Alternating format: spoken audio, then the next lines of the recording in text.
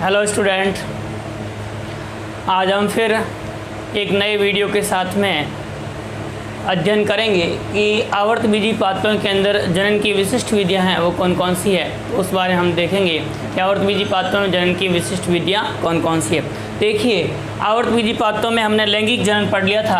अब कुछ ऐसी विधियां हैं जिसमें लैंगिक जनन होता है, जिसे हम एम्फीमिक्सिस भी कहते हैं। उस एम्फीमिक्सिस की प्रोसेस होती है, उसमें आप ध्यान देंगे तो दो मुख्य प्रोसेस होती है, एक अर्धसूत्री विभाजन होता है और उसके बाद में युग्मक संलयन होता है। वे दोनों प्रक्रियाएं नहीं होती हैं तो इस प्रकार का जनन होगा, उसे हम क्या कहेंगे, तो आपको ध्यान रखना है विशिष्ट विधियां कहेंगे। और विशिष्ट विधियों में हम 4 प्रकार की विधियां हमारे सिलेबस में उस बारे में बात करेंगे। पहली हम ध्यान देंगे तो आपको ध्यान रखना असंजनन, असंजनन या जिसे हम क्या कहते हैं एपोमिक्सिस कहा जाता है। तो इस प्रकार से पहले हम पढ़ेंगे असंजनन एपोमिक्सिस के बारे में। दूसरी विधि है वो आपको ध्यान रखना असंजनन के बाद में वो आपको ध्यान रखना अनिषेक बीजता। कौन सी ध्यान रखनी है, अनिषेक बीजता। तो इस प्रकार से अनिषेक बीजता के बारे में हम पढ़ेंगे, एग्मोस्पर्मी के बारे में देखेंगे। तो इस प्रकार से सेकंड कौन सी हो जाएगी, एग्मोस्पर्मी या अनिषेक बीजता के बारे में हमें पढ़ना है। तो सेकंड क्या हो जाएगी, एग्मोस्पर्मी।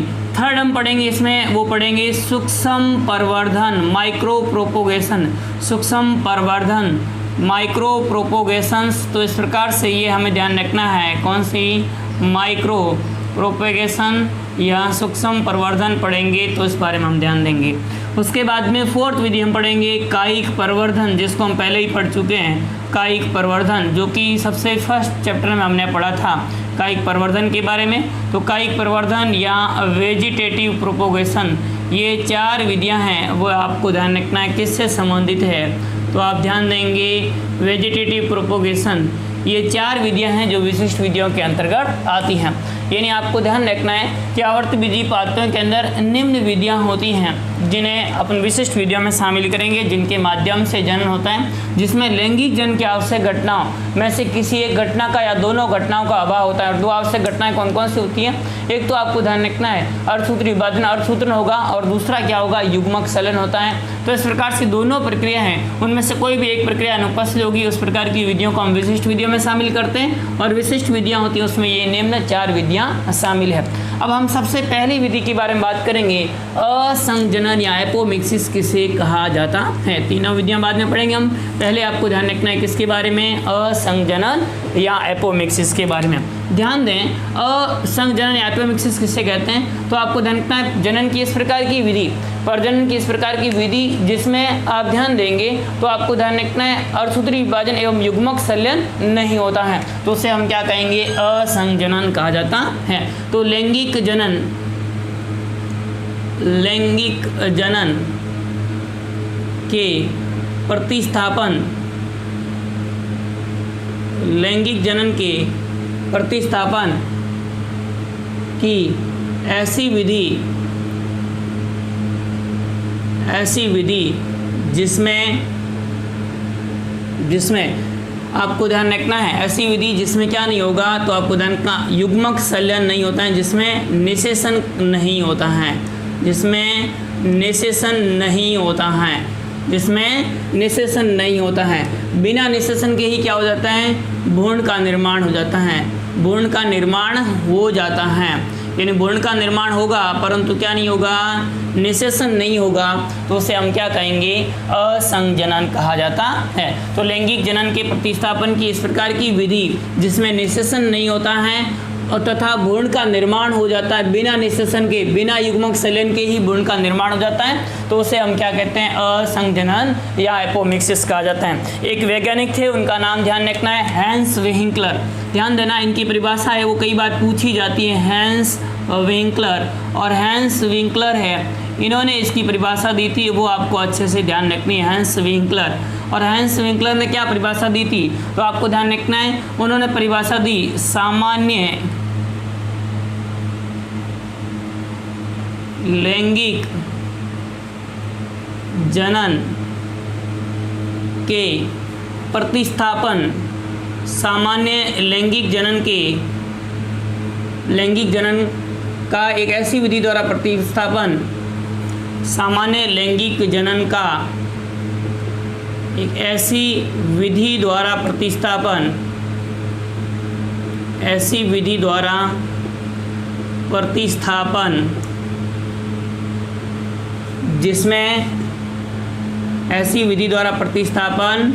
जिसमें अर्धसूत्रण यानी मियोसिस अर्धसूत्रण एवं युग्मक संलयन एवं दूसरी कौन सी प्रोसेस ध्यान रखनी है, युग्मक संलयन। ये दोनों लैंगिक जनन की आवश्यक प्रक्रियाएं होती हैं। युग्मक संलयन, या इसे हम युग्मक संलयन को ही क्या कहेंगे, युग्मकों का संलयन होना क्या कहते हैं, निषेचन। युग्मक संलयन या निषेचन नहीं होता है। सामान्य लैंगिक जनन का ऐसी विधि द्वारा प्रतिस्थापन जिसमें अर्धसूत्रण एवं युग्मक संलयन न हो या नहीं होता है उसे यहाँ इसे क्या कहेंगे, इसे असंग जनन कहते हैं। इसे हम क्या कहेंगे, असंग जनन कहते हैं। यानी इस प्रक्रिया को हम क्या कहेंगे, असंग जनन या एपोमिक्सिस कहा जाता है।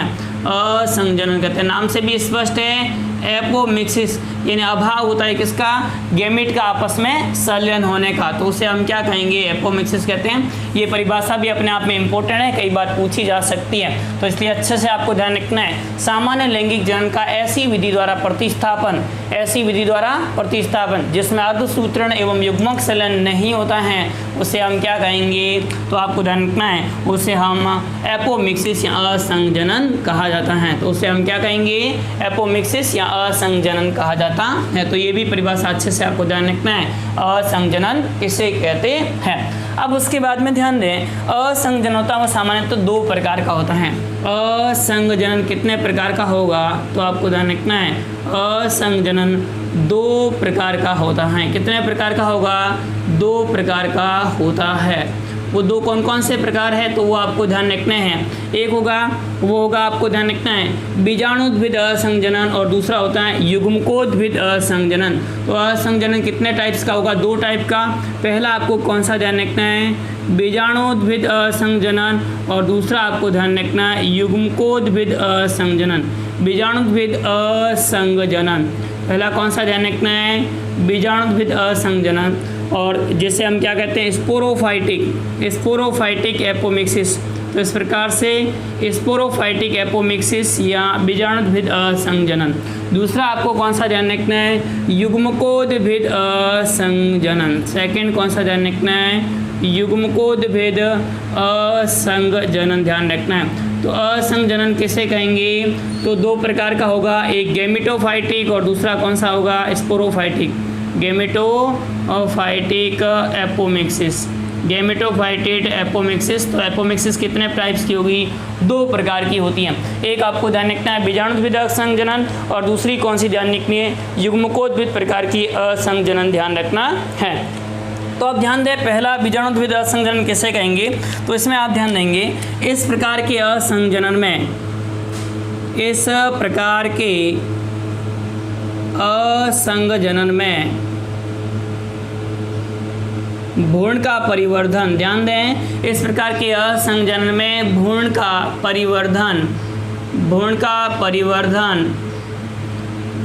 परिवर्धन किससे होगा, तो आपको देखना है द्विगुणित,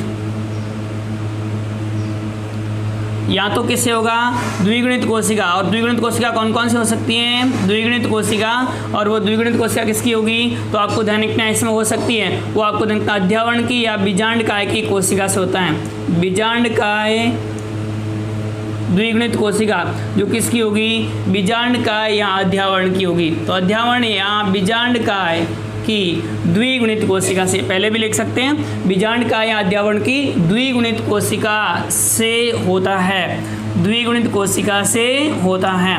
तो इस प्रकार से आप ध्यान देंगे कि इस प्रकार के असंजनन में भ्रूण का परिवर्धन बीजांडकाय या अध्यावरण की द्विगुणित कोशिका से होता है, बीजांडकाय या अध्यावरण की द्विगुणित कोशिका से होता है, तथा इसमें अर्धसूत्रण एवं युग्मक संलयन नहीं होता है, तथा इसमें अर्धसूत्रण एवं युग्मक संलयन नहीं होता है। अर्धसूत्रण नहीं होगा, युग्मक संलयन नहीं होगा। और किन कोशिकाओं से बनेगा? द्विगुणित कोशिकाओं से बनता है, युग्मक संलयन नहीं होता है। ये दोनों प्रक्रियाएं नहीं होगी। और आपको ध्यान रखना है द्विगुणित कोशिका से बनेगा तो भ्रूण कैसा होगा? इसमें भ्रूण बनेगा वो कैसा होगा?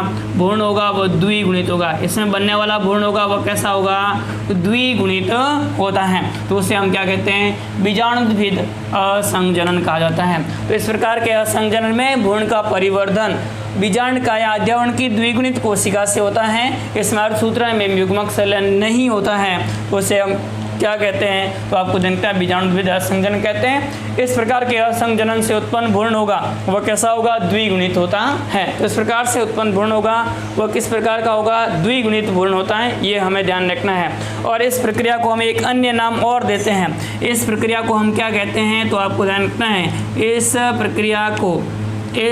प्रक्रिया को अपस्थानिक भ्रूणता भी कहा जाता है। इस प्रक्रिया को हम क्या नाम देते हैं? अपस्थानिक भ्रूणता, एडवेंटेटिव एम्ब्रियोनी। अपस्थानिक भ्रूणता या एडवेंटेटिव एम्ब्रियोनी भी कहा जाता है। तो इस प्रकार से इसे हम क्या कहेंगे? अपस्थानिक भ्रूणता या एडवेंटेटिव एम्ब्रियोनी भी कहा जाता है। तो ये हमको ध्यान रखना है। पहला प्रकार कौन सा हो गया? बीजाणुद्भिद प्रकार का असंजनन। अब सेकंड टाइप हमें ध्यान रखना है युग्मकोद्भिद असंजनन। इस प्रकार के असंजनन में, इस प्रकार के भ्रूण परिवर्धन में, यानी यहाँ आपको ध्यान रखना है इस प्रकार के असंजनन में भ्रूण का परिवर्धन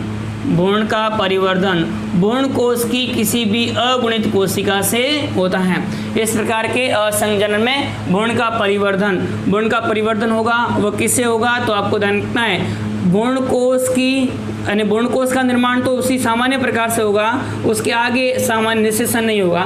तो भ्रूण कोश की अगुणित कोशिका से होता है, अगुणित कोशिका से होता है। कोई भी अगुणित कोशिका होगी उस अगुणित कोशिका से आपको ध्यान रखना है किसका निर्माण होगा? भ्रूण का निर्माण होता है। तो इस प्रकार के असंजनन में भ्रूण का परिवर्तन होगा तो भ्रूण की कोश की किसी भी अगुणित कोशिका से, देखो भ्रूण कोश की संरचना इस प्रकार से हमने पढ़ी थी।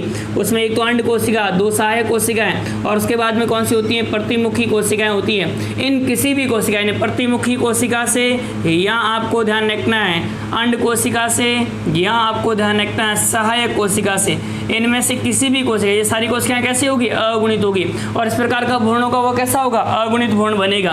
तो इस प्रकार से प्रतिमुखी कोशिका, अंड कोशिका या सहायक कोशिका, और ये सारी कोशिकाएं किस प्रकार की होती हैं? अगुणित प्रकार की होगी। और इन अगुणित कोशिकाओं में से किसी भी एक कोशिका से जब भ्रूण का निर्माण हो जाता है तो उसे हम क्या कहेंगे? युग्मकोद्भिद असंजनन कहा जाता है। और इस प्रकार के भ्रूण होंगे वो हमेशा कैसे होंगे?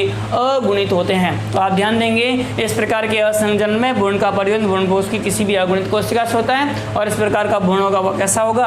अगुणित भ्रूण होता है। ये हमें ध्यान रखना है। अब ध्यान दें इस अगुणित भ्रूण का निर्माण होगा वह उसे दो प्रकारों में बांटा जा सकता है। ये कितने प्रकार का होता है? तो आपको ध्यान का यह दो प्रकार से हो सकता है। ये कितने प्रकार का हो सकता है? दो प्रकार का हो सकता है या दो प्रकार से हो सकता है। कौन कौन से दो प्रकार है? ध्यान देना। पहला आपको ध्यान रखना है अनिषेक बीजता। पहला कौन सा ध्यान रखना है? अनिषेक जनन या पार्थेनोजेनेसिस। पहला कौन सा होगा?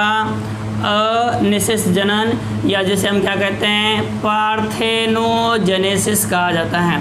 पहला कौन सा ध्यान रखना है? अनिषेक जनन या पार्थेनोजेनेसिस कहा जाता है। तो पहला प्रकार कौन सा हो जाएगा? अनिषेक जनन या पार्थेनोजेनेसिस होता है। और दूसरा होता है उसे हम क्या कहते हैं? एपोगेमी कहा जाता है या अपयुग्मन कहा जाता है। तो ये दो प्रकार का हो सकता है, अपयुग्मन या जैसे हम इंग्लिश में क्या कहेंगे? एपोगेमी कहा जाता है। तो ये दो प्रकार का हो सकता है। एक तो आपको कौन सा ध्यान रखना है? अनिषेक जनन। दूसरा कौन सा ध्यान रखना है? एपोगेमी या अपयुग्मन। तो इस प्रकार से एपोगेमी या अपयुग्मन। देखो आप ध्यान दें अनिषेक जनन किसे कहेंगे? तो इस प्रकार के जब आप ध्यान देंगे कि भ्रूण होता है उस भ्रूण का निर्माण होगा वह अनिषेचित अंड कोशिका से होता है। भ्रूण का निर्माण अनिषेचित अंड कोशिका होता है। जब भ्रूण का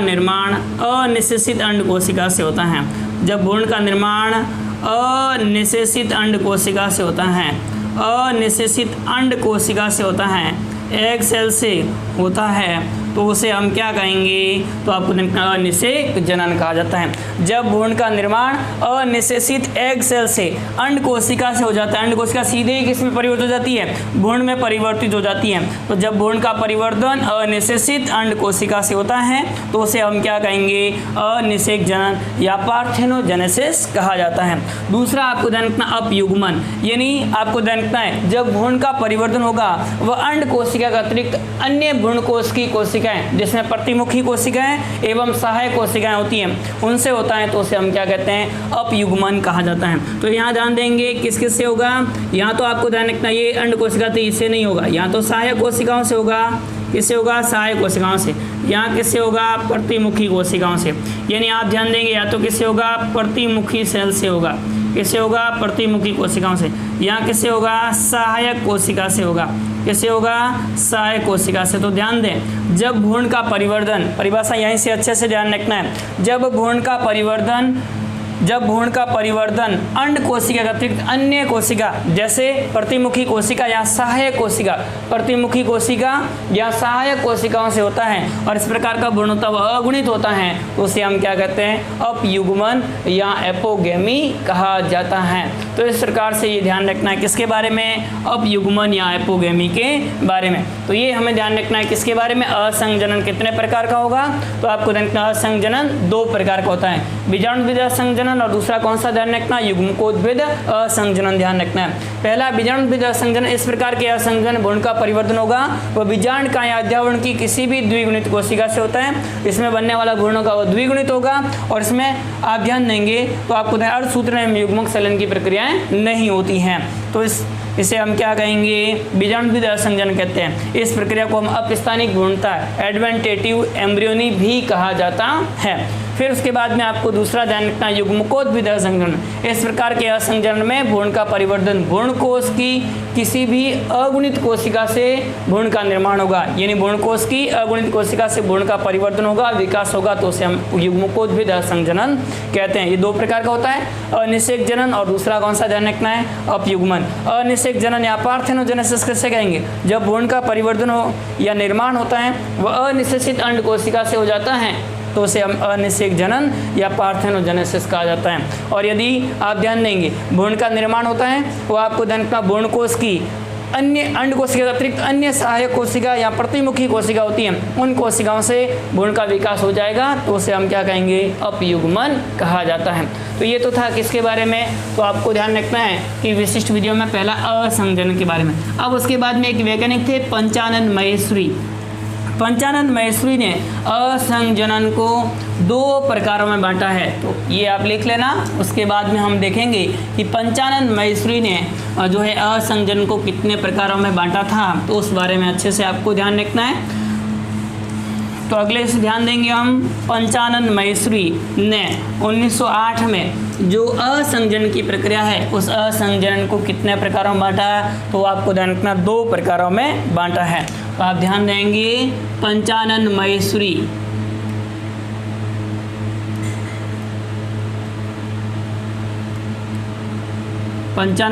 ने 1908 में असंजनन को 2 प्रकारों में बांटा था। कितने प्रकारों में बांटा, को 2 प्रकारों, और 2 प्रकारों कौन से, आवर्ती एवं अनावर्ती।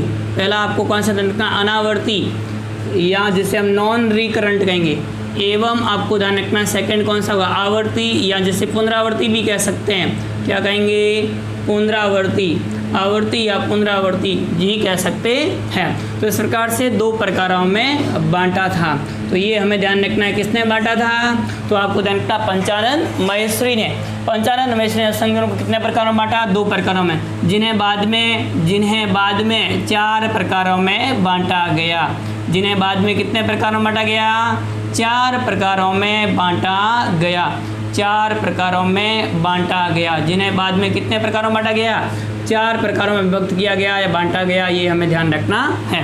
अब ये 4 प्रकार कौन कौन से हैं, पहला ध्यान दें, सबसे पहला आपको ध्यान रखना है कौन सा, अनावर्ती असंजनन। कौन सा ध्यान रखना है, अनावर्ती असंजनन ध्यान रखना है। तो पहला प्रकार होगा अनावर्ती असंजनन। दूसरा इन्होंने बांटा था वो आपको ध्यान रखना आवर्ती, या जैसे हम पुनरावर्ती कह सकते हैं, आवर्ती या क्या कहेंगे, पुनरावर्ती कहेंगे असंजनन, पुनरावर्ती असंजनन। तो सेकंड कौन सा बांटा था इन्होंने, पुनरावर्ती असंजनन में बांटा था। और थर्ड आप ध्यान देंगे, थर्ड ध्यान देना वो आपको ध्यान रखना है अपस्थानिक पूर्णता। कौन सा ध्यान रखना है, अपस्थानिक पूर्णता। तो इस प्रकार से अपस्थानिक पूर्णता। और फोर्थ बांटा था इन्होंने कायिक असंजनन, वेजिटेटिव एपोमिक्सिस, कायिक असंजनन। तो इस प्रकार से ये हम ध्यान देंगे। तो आपको क्या ध्यान रखना है कि पंचानन माहेश्वरी ने असंजनन को 2 प्रकारों में बांटा था, नावर्ती एवं आवर्ती। उसके बाद में से कुल कितने प्रकार में बांटा गया, 4, अनावर्ती असंजनन, आवर्ती असंजनन, तीसरा अपस्थानिक पूर्णता और चौथा कौन सा ध्यान रखना है, कायिक असंजनन ध्यान रखना है। सबसे पहली बात करते हैं हम किसके बारे में, अनावर्ती असंजनन के बारे में, या जिसे हम क्या कहेंगे नॉन करंट अनावर्ती असंजनन, अनावर्ती असंजनन, या जिसे हम कहेंगे नॉन रिकरेंट एपोमिक्सिस। क्या कहेंगे, नॉन रिकरेंट एपोमिक्सिस कहा जाता है। इस प्रकार से नॉन रिकरेंट एपोमिक्सिस कहा जाता है। तो ये हमें ध्यान रखना है किसके बारे में, नॉन रिकरेंट एपोमिक्सिस के बारे में। अब ध्यान दें, इस प्रकार के असंजनन में, इस प्रकार के असंजनन में आपको क्या ध्यान रखना है कि जो होगा अर्धसूत्री विभाजन तो होगा पर भ्रूण का निर्माण होगा वो अलग प्रकार से होगा। तो इस प्रकार से ध्यान दें, इसमें क्या होगा, तो ये आप ध्यान देंगे, इसमें ये हमें पता है कि द्विगुणित कोशिका होगी और उस द्विगुणित कोशिका से आप ध्यान देंगे 2n कोशिका होती है। और कौन सी कोशिका होती है, गुरु बीजाणु मात्र कोशिका, गुरु बीजाणु मात्र कोशिका होगी, उसी से भ्रूण का निर्माण होगा। गुरु बीजाणु मात्र कोशिका भ्रूणकोश बनता है गुरु बीजाणु मात्र कोशिका से, और गुरु बीजाणु मात्र कोशिका होगी उसमें आप पता है कि कौन सा विभाजन होता है, मियोसिस होता है, अर्धसूत्री विभाजन होता है। और मियोसिस होने से कितने गुरु बीजाणु बनते हैं, 4 गुरु बीजाणु बनते हैं। तो इस प्रकार से मियोसिस होगा और मियोसिस होने के फलस्वरूप आप ध्यान देंगे तो कितने केंद्रक बन जाएंगे, 4 केंद्रक बन जाते हैं और 4 मेगा स्पोर का निर्माण हो जाता है, ये हमें ध्यान रखना है। और 4 मेगा स्पोर बनेंगे, उन 4 में से 3 क्या हो जाते हैं, डीजनरेट हो जाते हैं। शेष कितना बचता है, केवल 1। तो इस प्रकार से 4 में से 3 तो क्या हो जाएंगे, डीजनरेट हो जाएंगे। इस प्रकार से 3 क्या हो गए, डीजनरेट हो गए, अपार्षित हो जाते हैं। शेष कितना बचता है, 1। और जिसे हम क्या कहते हैं, क्रियाशील क्रियाशील गुरु बीजाणु कहा जाता है।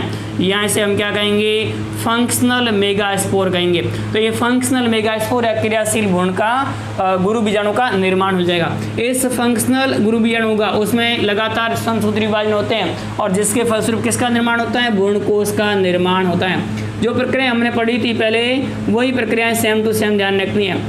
कितनी कोशिक केंद्रक बनेंगे, तो आपको देखता है 3 बार क्या होगा, समसूत्री विभाजन होगा। कितनी बार, समसूत्री विभाजन होगा और 3 बार होगा।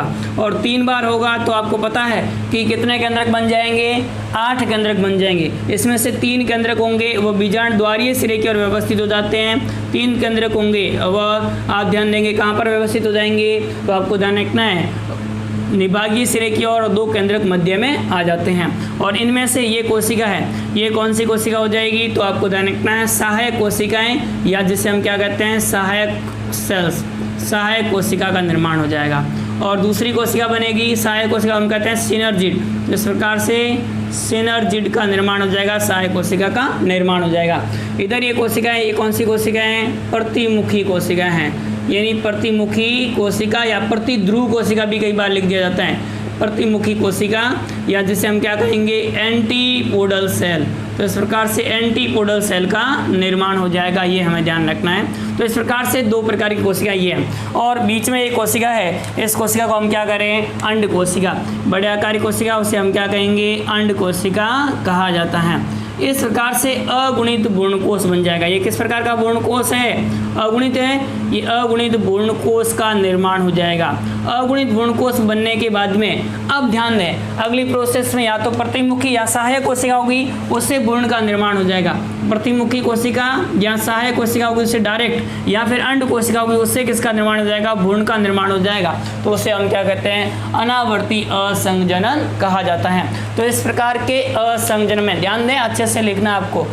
इस प्रकार के असंजनन में गुरु बीजाणु मात्र कोशिका में सामान्य प्रकार का अर्धसूत्री विभाजन होगा, जिसके फलस्वरूप 4 अगुणित गुरु बीजाणु बनते हैं। इनमें से 3 अगुणित गुरु बीजाणु होंगे, वे अपारसित हो जाते हैं। शेष 1 गुरु बीजाणु सक्रिय रहेगा, जिसे हम क्रियाशील गुरु बीजाणु या फंक्शनल मेगास्पोर कहते हैं। इस फंक्शनल मेगास्पोर से किसका निर्माण होगा? भ्रूणकोश का परिवर्धन होता है, भ्रूणकोश का निर्माण होता है। इस भ्रूणकोश की किसी भी अगुणित कोशिका से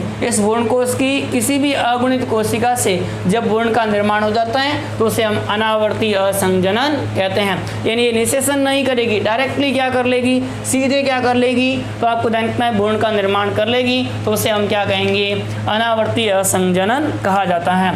अनावर्ती असंजनन है ये अगेन कितने प्रकार का होगा? 2 प्रकार का होता है।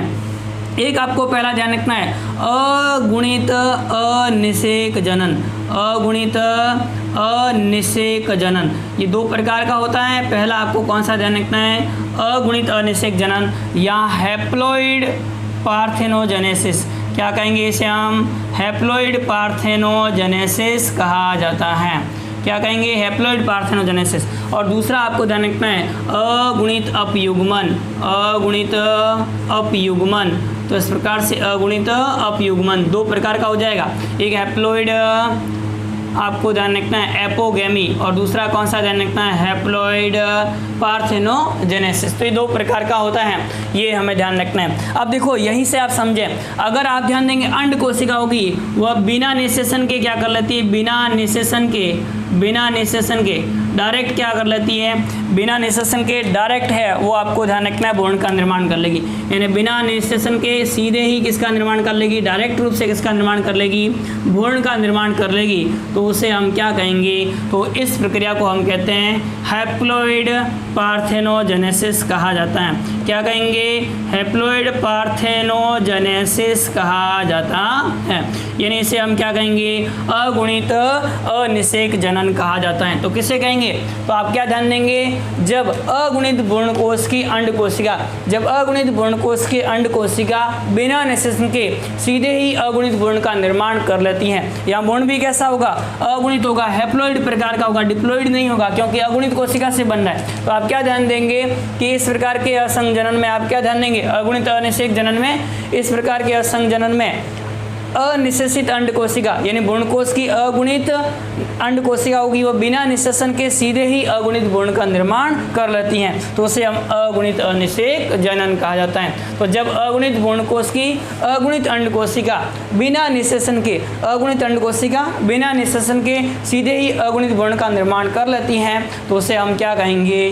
अगुणित अनिषेक जनन कहा जाता है। दूसरा आप ध्यान देंगे अगुणित अपयुग्मन या हैप्लॉइड एपोगेमी। अब देखो ध्यान दें, तो इसमें आप ध्यान देंगे कि अगुणित भ्रूणकोश की अंड कोशिका के अतिरिक्त अन्य कोशिकाएं जैसे प्रतिमुखी कोशिका या सहायक कोशिका, प्रतिमुखी या सहायक कोशिका हुई वह सीधे ही आपको ध्यान रखना है किसका निर्माण कर लेगी? भ्रूण का निर्माण कर लेगी। तो उसे हम क्या कहेंगे? तो आपको अगुणित अपयुग्मन कहा जाता है। यदि भ्रूण का विकास अंड कोशिका के अतिरिक्त अन्य अगुणित भ्रूणकोश की कोशिका जैसे प्रतिमुखी कोशिका या सहायक कोशिका से हो जाता है, तो उसे हम क्या कहेंगे? अगुणित अपयुग्मन कहा जाता है। अब ध्यान दें, अगुणित अनिषेक जनन की खोज है, यहाँ सबसे पहले अध्ययन क्या था? वो जॉर्ज जेन्सन ने किया था। जॉर्ज जेन्सन ने सर्वप्रथम अध्ययन किया था। तो इस प्रकार से जो है वो आपको अगुणित अनिषेक जनन है, उस अनिषेक जनन का सर्वप्रथम अध्ययन जॉर्ज जेन्सन ने सर्वप्रथम अध्ययन किया था। तो सर्वप्रथम अध्ययन किसने किया था? तो आप क्या ध्यान देंगे? जॉर्ज जेन्सन ने किया था, ये हमें ध्यान रखना है। और आप ध्यान देंगे अगुणित अपयुग्मन होता है वह धतूरा के पादप में इस प्रकार का देखा जाता है या मक्का के पादप में इस प्रकार का देखा जाता है। तो आप देखेंगे कि अगुणित अपयुग्मन होता है वह धतूरा एवं मक्का के पादप में देखा जाता है। तो ये पहला प्रकार हो गया कौन सा, अनावर्ती असंजनन या नॉन रिकरेंट एपोमिक्सिस। तो एक बार वापस से सुन लीजिए, इस प्रकार के असंजन में गुरु बीजाणु मात्र कोशिका होगी, उसमें सामान्य अर्धसूत्री विभाजन होता है जिसके फलस्वरूप 4 अगुणित गुरु बीजाणु बनते हैं। इनमें से क्रियाशील गुरु बीजाणु होगा, उसमें समसूरी विभाजनों के फलस्वरूप अगुणित भ्रूणकोश का निर्माण होता है। अगुणित भ्रूणकोश होगा, उस अगुणित भ्रूणकोश की किसी भी अगुणित कोशिका से अगुणित भ्रूण के निर्माण की प्रक्रिया को हम क्या कहते हैं, अनावर्ती असंजनन कहते हैं। अब अनावर्ती असंजनन 2 प्रकार हुआ, एक अगुणित अनिषेक जनन, दूसरा अगुणित अपयुग्मन। यदि आप ध्यान देंगे कि भ्रूण का विकास होता है वह भ्रूण का विकास अगुणित अंड कोशिका से बिना निषेचन के अगुणित भ्रूण का निर्माण हो जाता है तो उसे हम क्या कहेंगे, अगुणित अनिषेक जनन कहा जाता है। इसका अध्ययन सर्वप्रथम किसने किया था, जॉर्ज जॉनसन ने सर्वप्रथम अध्ययन किया था। दूसरा आपको कौन सा ध्यान रखना है, तो आप ध्यान देंगे अगुणित अपयुग्मन। जब आप ध्यान देंगे भ्रूण का विकास होता है वह भ्रूण का विकास अंड कोशिका अतिरिक्त अन्य कोशिकाएं जैसे सहायक कोशिकाएं प्रतिमुखी कोशिका होगी उससे अगुणित भ्रूण बनेगा तो उसे हम क्या कहेंगे, अगुणित अपयुग्मन कहा जाता है। तो ये हमें 2 प्रकार का ध्यान रखना है। किसके बारे में, तो आपको ध्यान रखना है अनावर्ती असंजनन 2 प्रकार का होता है। अब उसके बाद में अगला हम देखेंगे आवर्ती प्रकार का असंजनन। दूसरा हम देखेंगे आवर्ती या पुनरावर्ती असंजनन। तो सेकेंड प्रकार का हमें ध्यान रखना, वो कौन सा ध्यान रखना है, आवर्ती या पुनरावर्ती असंजनन या जिसे हम रिकरेंट एपोमिक्सिस कहा जाता है। तो इसमें आप ध्यान देंगे तो इस प्रकार के असंजनन में हमें ध्यान रखना है कि जो द्विगुणित जो कोशिका होगी वह द्विगुणित कोशिका किससे बनेगी, तो आपको ध्यान रखना है जो बीजाणुद्विद उत्तक होता है वो बीजाणुद्विद उत्तक किसका, तो आपको ध्यान रखना बीजांड का जो बीजांड काय होता है उस बीजांड काय से विकसित, और बीजांड काय से विकसित होती हैं वो कौन सी कोशिका विकसित होगी, प्रप्रसूतक कोशिका या प्रप्रसूतक कोशिका या कौन सी कोशिका, गुरु बीजाणु मात्र कोशिका विकसित होती हैं, गुरु बीजाणु मात्र कोशिका विकसित होगी। और इस गुरु बीजाणु मात्र कोशिका या प्रप्रसूतक कोशिका होगी, इस कोशिका से जब आप ध्यान देंगे द्विगुणित भ्रूण का निर्माण होगा, यानी भ्रूण बनेगा वो कैसा बनेगा, इससे आप ध्यान देंगे भ्रूणकोश बनेगा वो कैसा बनेगा, द्विगुणित बनेगा। और द्विगुणित भ्रूणकोश होगा, इसकी कोई भी कोशिका होगी उससे किसका निर्माण हो जाएगा, भ्रूण का, और ऐसा भ्रूण भी कैसा होगा, द्विगुणित होगा। तो इस प्रकार का जो असंजनन होता है उसे हम क्या कहेंगे, आवर्ती या पुनरावर्ती प्रकार का असंजनन कहा जाता है। तो इस प्रकार के असंजनन में इस प्रकार के असंजनन की प्रक्रिया में बीजांड काय से विकसित प्रप्रसूतक या गुरु बीजाणु मात्र कोशिका होगी, उस गुरु बीजाणु मात्र कोशिका बिना निषेचन के, यानी इसमें निषेचन की प्रक्रिया नहीं होगी, बिना निषेचन के, निषेचन नहीं होगा, बिना निषेचन के क्या कर लेती है, तो आपको द्विगुणित भ्रूणकोश का निर्माण कर लेगी। इसकी सभी सेल्स होगी वो किस प्रकार की होगी, तो आपको 2n होती है, द्विगुणित होती है। और इस प्रकार से इन द्विगुणित कोशिका में से कोई भी कोशिका होगी भ्रूण का निर्माण कर लेती। देखो ध्यान दे, यहाँ पर ये कोशिका है वो कौन सी कोशिका है, प्रप्रसूतक कोशिका है, ये हमें ध्यान रखना है। कौन सी कोशिका है, प्रप्रसूतक कोशिका। यहाँ आप ध्यान देंगे कौन सी कोशिका, गुरु बीजाणु मात्र कोशिका, या कौन सी कोशिका, गुरु बीजाणु मात्र कोशिका, मेगास्पोर मदर सेल्स है। और गुरु बीजाणु मात्र कोशिका या जो प्रप्रसूतक कोशिका कैसी होगी, द्विगुणित कोशिका होगी।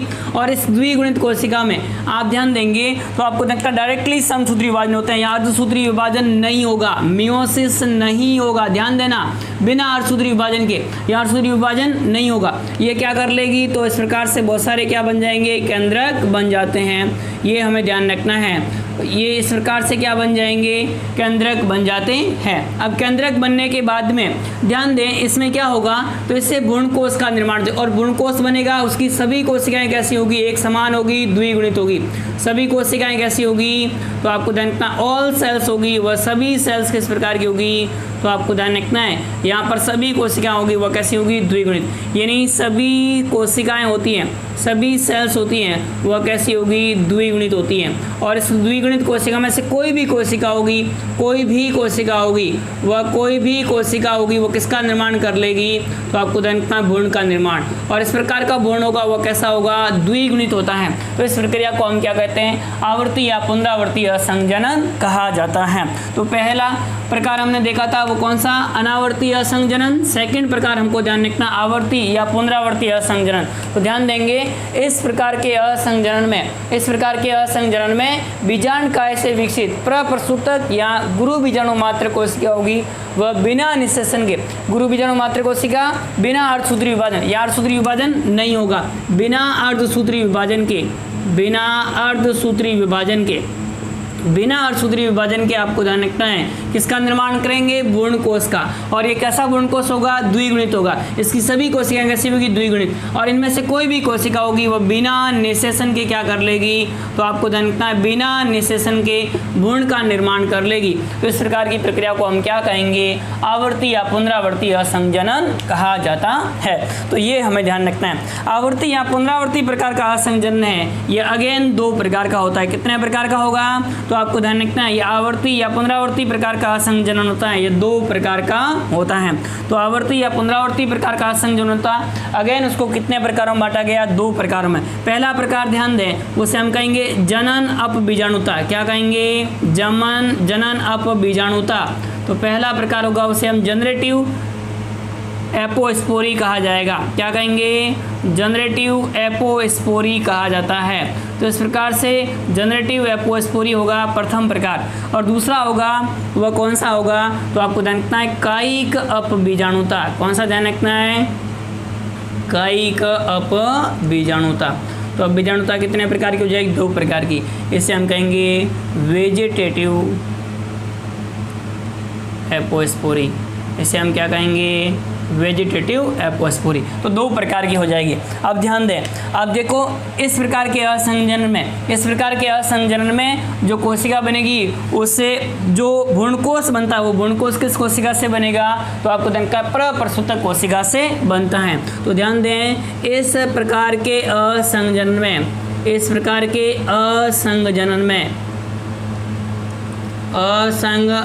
में भ्रूणकोश का विकास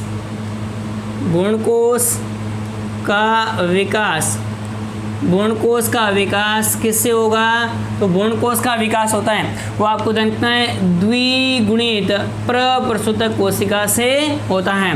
प्रप्रसूतक कोशिका से होता है। प्रप्रसूतक कोशिका वैसे भी द्विगुणित होती हैं और इस प्रप्रसूतक कोशिका से होता है। और ये द्विगुणित भ्रूणकोश होगा। इस द्विगुणित भ्रूणकोश की कोशिका, अब देखो इससे भ्रूणकोश कैसा बनेगा, द्विगुणित, यानी इसकी सभी कोशिकाएं कैसी होगी, द्विगुणित।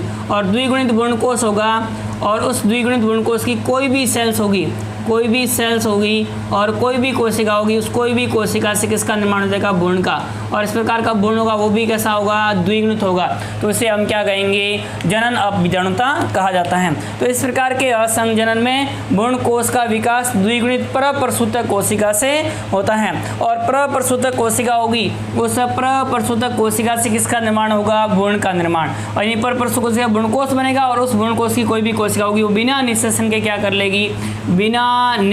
क्या कर लेगी, तो आपको ध्यान रखना है भ्रूण का निर्माण कर लेगी। तो उसे हम क्या कहते हैं, तो जनन अपबीजाणुता कहा जाता है। दूसरा हम ध्यान देंगे कायिक अपबीजाणुता।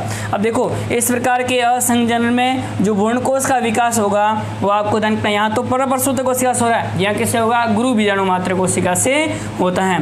तो आप ध्यान देंगे इस प्रकार के असंजनन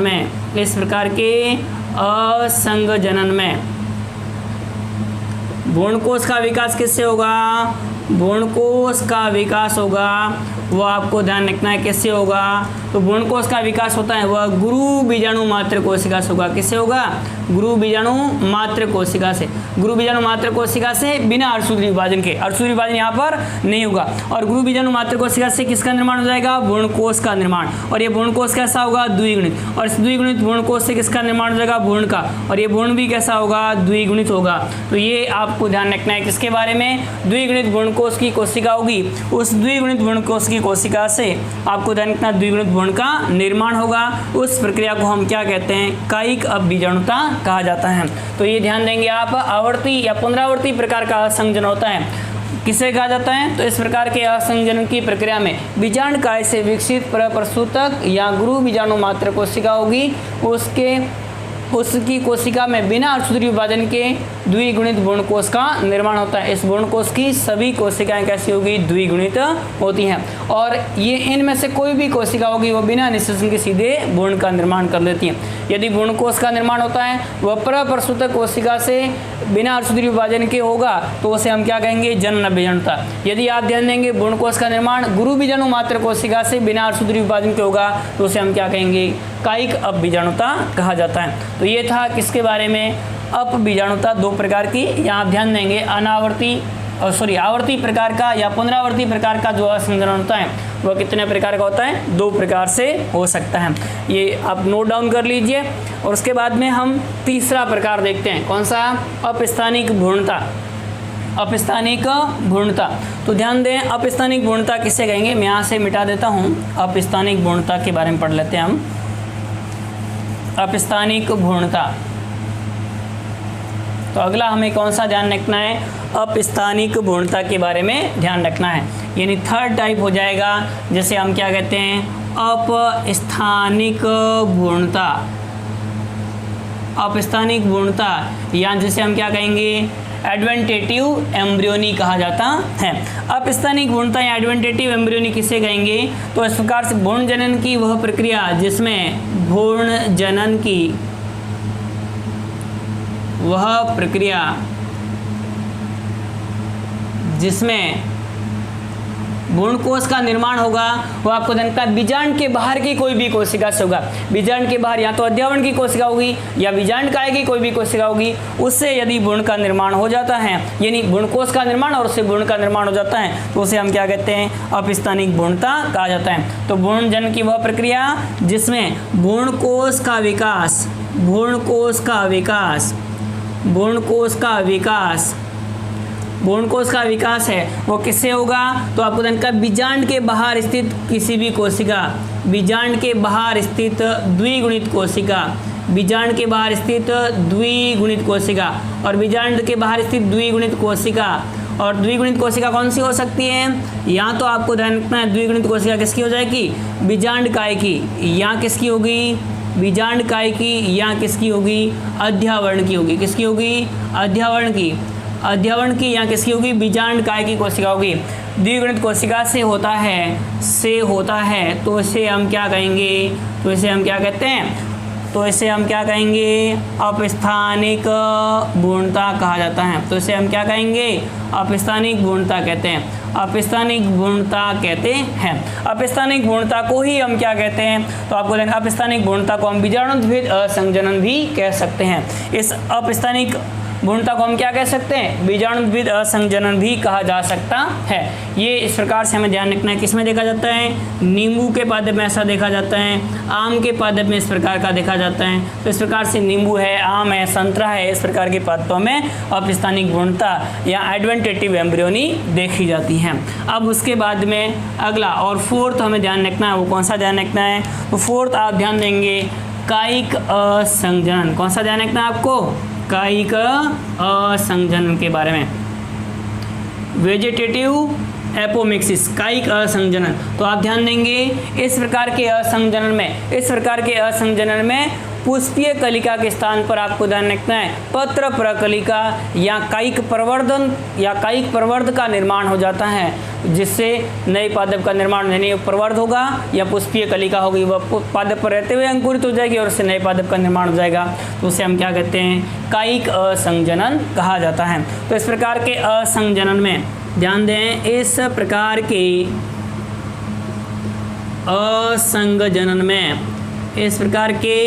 असंजनन में पादपों में पुष्पों के स्थान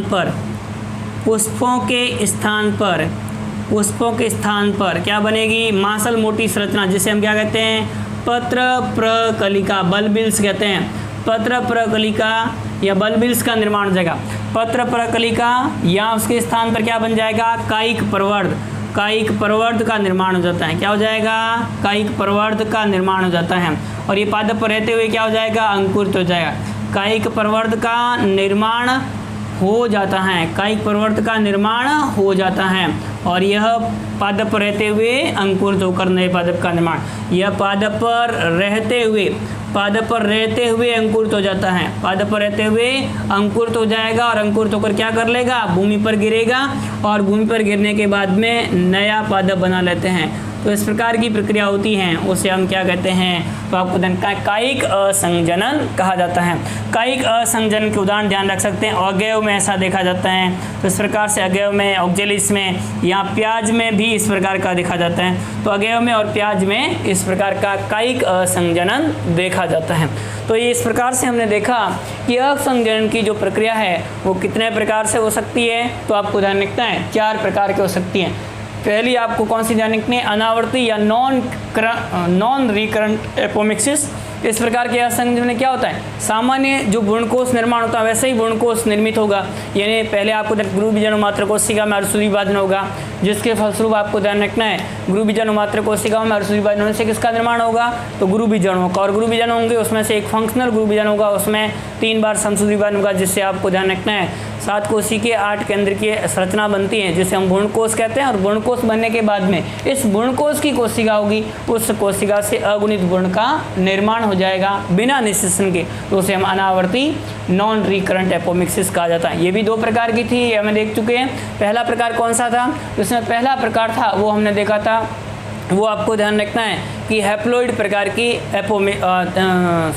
पार्थेनोजेनेसिस, या जिसे हम क्या कहते हैं, अगुणित अनिषेक जनन कहा जाता है। और दूसरा अगुणित अनिषेक जनन किसे कहेंगे, तो जिसमें अंड कोशिका बिना निषेचन के क्या कर लेगी, अगुणित भ्रूण का निर्माण कर लेगी। दूसरा हमने देखा था, वो इसमें देखा था, वो आपको देखना अगुणित अपयुग्मन, या जिसे हम क्या कहते हैं, एपोगेमी। तो इस प्रकार से हैप्लॉइड एपोगेमी किसे कहेंगे, यानी अंड कोशिका अतिरिक्त अन्य कोशिका होगी, जैसे कि सहायक कोशिका या प्रतिमुखी कोशिका होगी, उससे आपको अगुणित भ्रूण का निर्माण हो जाए, तो उसे हम क्या कहते हैं, अपयुग्मन कहा जाता है, या अगुणित अपयुग्मन कहते हैं। तो ये 2 प्रकार का हमने अनावर्ती असंजनन पढ़ा था। फिर पुनरावर्ती प्रकार का असंजनन, या जिसे हम आवर्ती प्रकार का असंजनन कहेंगे, इसमें आपको ध्यान का द्विगुणित भ्रूणकोश बनेगा, किसकी कोशिका से, या तो परप्रसूत कोशिका या गुरु बीजाणु मात्र कोशिका से। और उसे आप ध्यान देंगे तो आपको ध्यान रखना है द्विगुणित कोशिका से सभी भ्रूण बनेंगे, भ्रूणकोश बनेगा, उसकी सभी कोशिकाएं द्विगुणित होगी और उसमें कोई भी कोशिका होगी वो भ्रूण का निर्माण कर लेगी। यदि आपको ध्यान रखना है भ्रूणकोश का निर्माण है वो परप्रसूत कोशिका से होता है, तो उसे जनन अपबीजाणुता कहेंगे। यदि आपको ध्यान रखना है भ्रूणकोश का निर्माण है वो आपको ध्यान रखना है किससे होगा, गुरु बीजाणु मात्र कोशिका से होता है, तो उसे हम क्या कहते हैं, कायिक अपबीजाणुता कहते हैं।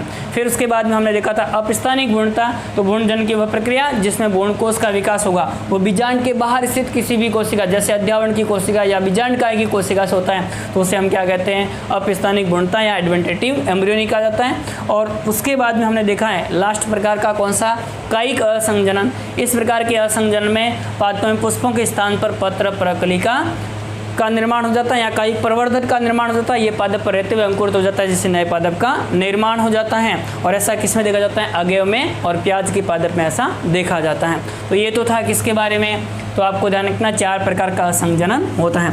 अब उसके बाद में हम देखते हैं असंजनन का महत्व क्या होता है, इसका महत्व के बारे में। तो अगला हेडिंग आप डाल सकते हैं असंजनन का महत्व। देखिए अगला हमें ध्यान रखना है असंजनन का महत्व। तो अगला ध्यान दें, वो कौन सा ध्यान रखना है, असंजनन का महत्व। असंजनन का क्या महत्व है, इम्पोर्टेंस क्या है। देखो पहली बात ध्यान रखनी है, असंजनन में अर्धसूत्री विभाजन नहीं होता है। तो इस प्रक्रिया में क्या नहीं होगा, इस प्रक्रिया में या असंजनन में क्या नहीं होता है, अर्धसूत्री विभाजन नहीं होता है। अर्धसूत्री विभाजन का अभाव होता है, अर्धसूत्री विभाजन नहीं होगा। और अर्धसूत्री विभाजन नहीं होगा तो गुणसूत्रों का पृथक्करण नहीं होता है, अर्धसूत्री विभाजन नहीं होता है। और अर्धसूत्री विभाजन नहीं होता है तो यहाँ पर क्या नहीं होगा, गुणसूत्रों का पृथक्करण गुणसूत्रों का सेग्रीगेशन नहीं होगा, गुणसूत्रों का पृथक्करण नहीं होगा, और पृथक्करण नहीं होगा तो पुनर्योजन भी नहीं होगा। गुणसूत्रों का पृथक्करण एवं पुनर्योजन नहीं होता है, यानी सेग्रीगेशन एवं रिकॉम्बिनेशन नहीं होता है, और पुनर्योजन एवं पृथक्करण नहीं होता है, जिससे उत्पन्न संतति, अतः इससे उत्पन्न संतति होगी, वैसे उत्पन्न संतति किसके समान होगी? इससे उत्पन्न संतति मात्र पादप के समान होगी। उत्पन्न संतति मात्र पादप के समान होती हैं। उत्पन्न संतति मात्र पादप के क्या होगी? मात्र पादप के समान होती हैं। तो इस प्रकार से उत्पन्न संतति होगी वो मात्र पादप के कैसी होती हैं? समान। तो पहला महत्व ये हो गया। दूसरा महत्व आप क्या ध्यान देंगे? तो असंगजनन होता है, उसमें आप ध्यान देंगे बीज बनेगा वह अलैंगिक जनन से बनता है। तो असंगजनन में बीज का निर्माण, असंगजनन में बीज का निर्माण किससे होगा? बीज का निर्माण किससे होगा? तो आपको जानता है बीज का निर्माण होता है वो आपको जानता है किससे होगा? अलैंगिक जनन से होता है। बीज का निर्माण किससे होगा? अलैंगिक जनन से। जिससे हूबहू कॉपी बनाने वाली संततियां होगी उसका निर्माण आसानी से किया जा सकता है। तो असंगजनन में बीज का निर्माण अलैंगिक जनन से होता है, और जिससे क्लोननीय संततियां उत्पन्न की जा सकती हैं। जिससे हम कौन सी संततियां उत्पन्न? क्लोनीय संततियां उत्पन्न की जा सकती हैं, यानी हूबहू कॉपी जैसी संतति, क्लोननीय संतति उत्पन्न की जा सकती है। जिससे हम क्या उत्पन्न कर सकते हैं? क्लोनीय संततियां उत्पन्न की जा सकती हैं, हूबहू कॉपी उत्पन्न की जा सकती है। तो ये सेकंड महत्व हमें ध्यान रखना है, किसके बारे में? असंगजन के बारे में। तीसरा महत्व आप ध्यान देंगे तो फसल सुधार में इसका उपयोग किया जाता है। तो इस प्रकार से आप ध्यान देंगे फसली पादपों में फसल सुधार में इसका उपयोग किया जाता है। फसल सुधार में इसका उपयोग कैसे किया जाएगा? तो आपको क्या ध्यान रखना है? जो फसली पादप होते हैं उनमें कुछ ऐसे गुण होते हैं जो कि उपयोगी गुण होते हैं, उन गुणों को लंबे समय तक बनाए रखा जा सकता है। फसल सुधार में फसली पादपों के उपयुक्त लक्षणों को या अच्छे लक्षणों को, उपयुक्त लक्षणों को लंबे समय तक संरक्षित किया जा सकता है। लक्षणों को लंबे समय तक क्या करेंगे? लंबे समय तक संरक्षित किया जा सकता है। लंबे समय तक क्या कर सकते हैं? संरक्षित किया जा सकता है। तो इस प्रकार से लंबे समय तक क्या किया जा सकता है? इनको संरक्षित किया जा सकता है। तो उपयुक्त लक्षणों को लंबे समय तक संरक्षित करने में भी कौन उपयोगी होता है? असंगजन की प्रक्रिया उपयोगी होती है। तो ये तीसरा महत्व हमें ध्यान रखना है कि फसल सुधार में यानी फसली पादपों में उपयुक्त लक्षणों को लंबे समय तक संरक्षित किया जा सकता है। और चौथा लक्षण ध्यान देंगे तो आपको ध्यान रखना है असंगजनन द्वारा संकर बीज उत्पन्न करने में सुविधा होती है। संकर बीज उत्पन्न करने में क्या होती है? सुविधा होती है, उत्पन्न करने में आसानी होती है, क्योंकि इससे उत्पन्न होगा वह संकर बीज होगा, उसमें लक्षणों को क्या करेंगे? संकर बीज उत्पन्न करने में आसानी होती है या आसानी से उत्पन्न किया जा सकता है। क्यों? क्योंकि इससे द्वारा आप ध्यान देंगे एक बार संकर बीज उत्पन्न कर लिया तो उसके बाद में आपको उस बीज को लंबे समय तक हम क्या कर सकते हैं? संरक्षित रूप से रखा जा सकता है, उनके लक्षणों को बनाए रखा जा सकता है। तो इस प्रकार से चार महत्व हमें ध्यान रखना है, किसके बारे में? एपोमिक्सिस के क्या क्या महत्व होते हैं। तो ये चार महत्व हमें ध्यान रखना है, किसके बारे में? एपोमिक्सिस के बारे में। तो ये हमारा एक टॉपिक था जो कौन सा था? एपोमिक्सिस। तो जनन की विशिष्ट विधियों में पहली विधि हमने पढ़ ली है, वो कौन सी है? असंगजनन या एपोमिक्सिस।